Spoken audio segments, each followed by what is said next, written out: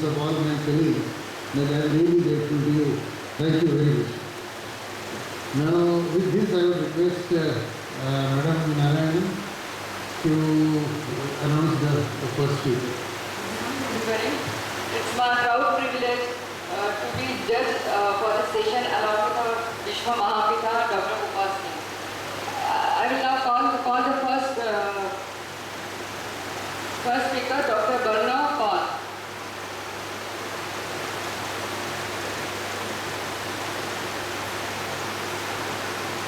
He will be presenting comparative study between preloading and co-loading with crystalloid in total abdominal hysterectomy under spinal anesthesia. Dr. Barna Paul.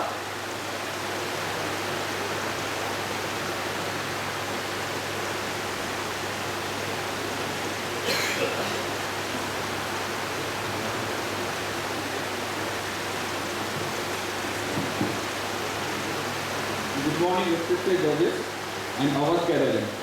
I am here to present our study, that is comparison of preloading and co-loading with crystalloid in total abdominal hysterectomy done under spinal anesthesia. The study was done by our department in BRC Hospital from January 2012 to June 2012. Now, hypotension is the most common side effect of spinal anesthesia. Incidence ranging from 25 to 75%.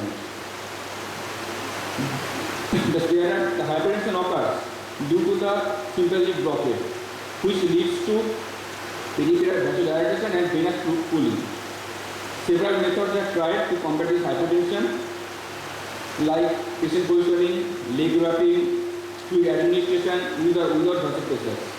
Now, the fluid administration with or without vasopressor proved to be the best effective method, but the conventional way of preloading has been challenged now, as there is a chance of a rapid redistribution of preloaded fluid, and it may also induce increased secretion of ANC, which further causes peripheral vasodilatation.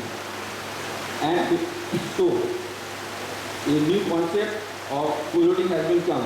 Here, the similar fluid is administered with the induction of spinal anesthesia. Thus, we can maximize the effect of vascular expansion with the peripheral vasodilatation caused by spinal. Accordingly, we have conducted our study to compare the effect of preloading and co-loading. The aims of our study is to find out the ideal timing of fluid administration and to reduce the dose of vasopressor required. While searching in different journals for our study, we have found that a study shows the result. The equivalent volume of crystalloid administration rapidly immediately after the performance of spinal anesthesia, that is co-loading, is more effective in case of pre-delivery requirement of the vasopressor. In another study, shows a similar result. This is the other study. This is in nutshell our study protocol. After obtaining the institutional ethical committee approval and written informed consent from each of the patients, 154 ASA 1 and 2 patients are selected on the following criteria, like age between 40 to 60 years, weight between 40 to 100 kg, etc. The patients are also excluded from the study on the following criteria, as mentioned here. In our basic unit, we have interviewed, investigated, and explained the patients about our study protocol and study design, and asked them their willingness to participate in the study. The pre-medication and fasting was done according to standard protocol. On the day of surgery, when the patient arrived in the catchment area, we have divided them into two groups randomly by cardinal method, namely the group P for preloading and group C for co-loading. And then we shifted the patient to operating room. There, after IV access, the patients of group P having ringalactate 20 ml per kg over 20 minutes, whereas the patients of group C received RN at preview rate. Now, before that, we attached the basal monitor as per ASA guideline and noted down the data. And spinal anesthesia was given by a consultant anesthesiologist, maintaining standard protocol and guideline. After that, the group C patients received similar fluid, that is 20 ml per kg, as rapidly. Now the surgery is allowed after adequate sensory and spinal blockade.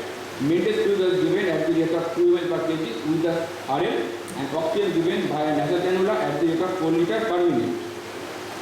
We have used the rescue vasopressor as phenylephrine 100 mg, which was given when patient is having hypotension, as defined here. In this whole procedure, we have monitored the initial. After restorating, we have monitored the NIBP, that is non-invasive blood pressure, in 3-minute interval per 15 minutes. Then until the completion of surgery, 5-minute interval. 2 additional readings are also taken without vasopressors. Other normal ASS monitoring has been done with urine output and blood loss estimation. The time period, like in induction to skin incision, induction to uterine excision, and duration of co-loading has also been noted, and patients were inquired about the nausea, vomiting, and headache. Banding was done by 2 operator technique. We have estimated statistical analysis by using confidence limit 0.05 and power of study 90%. It shows our sample size is 154. The data was analyzed by IRMSA software 20, and the non-parametric quantitative data were analyzed by Kuskal-Wallis test. P-value less than 0.05% is considered statistically significant. Demographically, there is no significant difference occurred between 2 groups. While compared to student anesthesia data like follow mid-fuse, duration of surgery or anesthesia, blood loss or urine output, there is also no significant difference. Now, following compared to hemodynamic data, though the initial mean arterial pressure or heart rate is quite similar, but the incidence of hypotension and the dose of vasopressor required is statistically different in 2 groups. It is more in case of preloading, as shown here in the bar diagram, as focused here. This is the diagram showing the comparison between mean arterial pressure and heart rate between 2 groups during the study. In case of other effects like headache, nausea, vomiting, there is also no significant difference between 2 groups. So, from our study, we can conclude that preloading is less effective than co-loading in case of incidence of hypotension and requirement of vasopressor. And co-loading also increases the OT roundabout time. These are my references. Thank you for your patient hearing.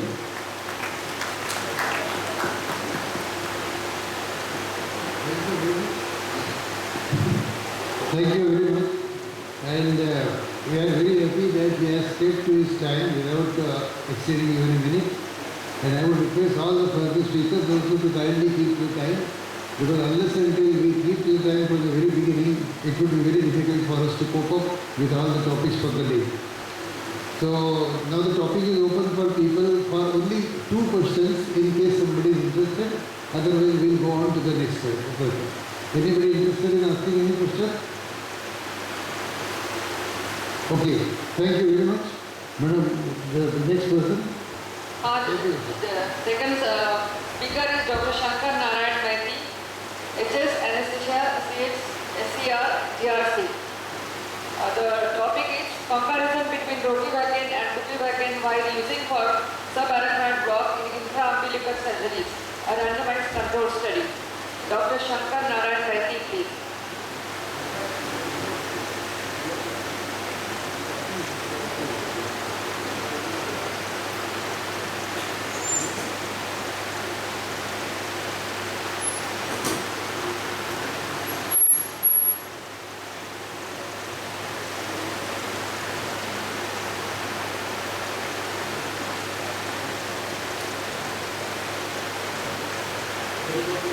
Hello.